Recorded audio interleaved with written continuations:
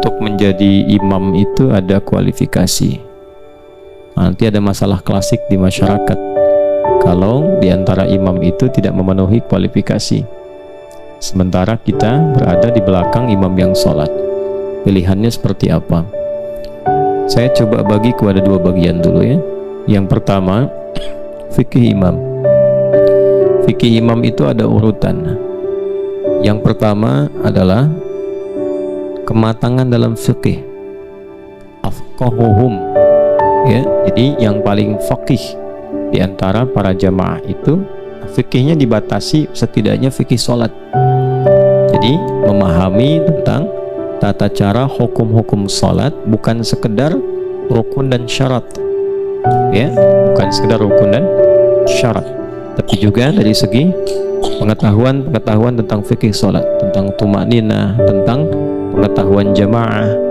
Nah, misal tentang pengetahuan jamaah itu begini, imam itu sebelum sholat biasa nengok ke belakang kan, ya. Nah, itu bukan sekedar memastikan rapat dan lurus, tidak, tapi lihat siapa yang sholat.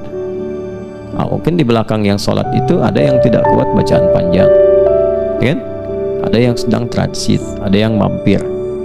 Nah, kalau kita di sini karena i'tikaf, sertanya juga sudah terfokuskan, ya, dan sudah diinfokan dari awal. Kalau tarawih kita setengah juz, malamnya setengah juz, ya. Jadi rata-rata punya kesanggupan. Tapi di masjid umum tiba-tiba ngimamin setengah juz, kayak di Malaysia kejadian. Di belakang makmumnya datang bawa sendal mau dipukul imamnya tuh. Karena nggak kuat gitu. Nah, itu di masa Nabi kejadian juga. Ada imam, ya, satu riwayat disebutkan Mu'adz bin Jabal imaminnya Isya, bacanya Al-Baqarah sampai selesai. Nah, begitu nengok ke belakang makmum udah bubar. Itu di zaman Nabi itu, ya, cuman beda wilayah. Jadi Mu'adz sedang bertugas ngimamin Isya, kata Mu'adz, ini jamaah pada munafik nih. Karena ciri orang munafik salah satunya malas sholat Isya. Hati-hati ya. Jadi kalau ada sudah perasaan malas sholat Isya, nah itu mesti khawatir. Nah, boleh jadi ada kesibukan dunia yang terlalu padat sehingga lupa dengan akhirat. Maka jemaah marah dengar itu. Bukan kami munafik, kamu yang kepanjangan, kata imam ini. Maka diadukan pada Nabi sallallahu alaihi wasallam. Begitu diadukan, apa komen Nabi? Kurang lebih Nabi bertanya dulu. Nah, inilah bijaknya Rasulullah, tidak pernah menghukumi, tapi memberi contoh bagaimana menimbang semua persoalan dengan jernih. Ditanya, kenapa Mu'adz, katanya? Wah, itu belakang makmum saya munafik semua, katanya. Ya, ngimamin saya sholat Isya, begitu saya nengok bubar.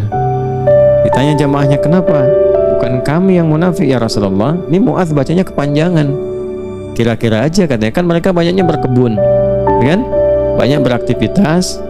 Orang-orang awam yang tak terbiasa panjang, begitu di belakang dibacain Baqarah, kan? Biasa main kulhu, sekarang Baqarahan, kan? Maka ditanya, Mu'adz, kamu kenapa baca Baqarah? Ya, maka kata Mu'adz, ya Rasulullah, saya kan pernah sholat di belakang Anda. Ya, Anda Rasulullah SAW bacanya Al-Baqarah, maka saya praktekkan. Maka kata Nabi, ya Mu'adz, saya baca Baqarah, makmumnya kamu, di belakangnya kamu, tapi kamu baca Baqarah di belakangnya siapa? Itu yang penting kita lihat. Sehingga beberapa sahabat yang lain ada yang ketika mengimami itu praktekkan kulhu terus, ya, sampai jamaah bosan. Nih kasus lain nih, jamaahnya bosan main kulhu terus, ya, itu rakaat 1, rakaat 2 kulhu, 1 dan 2 kulhu terus begitu, ya. Lalu diadukan pada Nabi. Begitu diadukan, ditanya, kenapa kamu baca kulhu? Nah, ini riwayat yang pernah kalau tarawih rakaat keduanya kulhu, ya. Rakaat pertama misalnya baca surat apa, kedua kulhu terus gitu, itu ada sanadnya. Maka ketika disampaikan demikian, maka dikonfirmasi, kenapa kamu baca kulhu? Kata sahabatnya, ya Rasulullah, di dalam surat Al-Ikhlas itu terdapat semua sifat-sifat Allah, sedangkan saya senang dengan sifat Allah itu. Maka langsung mendapatkan hadis qudsi, ya, disampaikan, kata Nabi sallallahu alaihi wasallam, Allah mencintai engkau karena engkau mencintai sifat-sifatnya. Nah, itu sanad kulhu. Tapi jangan jadikan alasan untuk kulhu terus gitu, ya, karena nanti ada surat-surat yang lain. Nah, jadi yang pertama yang harus dilakukan itu faqih, paham dengan jamaah. Yang kedua, paham fikih sholat kaitan dengan tumakninah, ketenangan, ya. Selain yang kedua, selanjutnya setelah afqah itu aktsaruhum hifdzan, yang paling banyak hafalannya, ya, supaya nggak banyak subhanallah di belakang, Ya, kita baca Baqarah, wa min haitsu kharajta fawalli wajhaka syatral masjidil haram wa haitsu ma kuntum, subhanallah belakang kan. Ya, ulangi lagi. Kemudian dibaca lagi wa haitsu ma kuntum, subhanallah. Kan ada 2 ayat tuh yang itu tuh. Ya. Fawalli wajhaka syatral masjidil haram wa haitsu ma, subhanallah, gitu kan. Nah, karena enggak dibetul-betulkan akhirnya imamnya bingung nengok ke belakang. Lalu apa yang benar katanya? Batal semua tuh. Ya. Jadi imam pun harus banyak juga hafalan. Baru yang ketiga ukurannya akbaruhum sinnan, ya, yang paling senior, karena banyak pengalamannya, biasanya lebih kedekatannya kepada Allah. Tapi ukuran pertama tetap, walaupun senior, fikih salatnya belum maksimal, dahulukan yang junior. Karena itu zaman Nabi Sallallahu Alaihi Wasallam itu Ibnu Abbas itu dimuliakan walaupun masih kecil, belum balik gitu. Ya, belum balik, hafalan sudah Baqarah.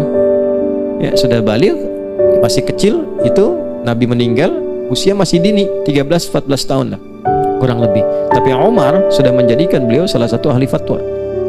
Itu Ibnu Abbas radhiyallahu taala anhuma, dan mimpin salat, mimpin pasukan juga Ibnu Abbas itu. Ya, salah satunya apa kelebihannya? Jadi penguasaan kepada Al-Qur'an.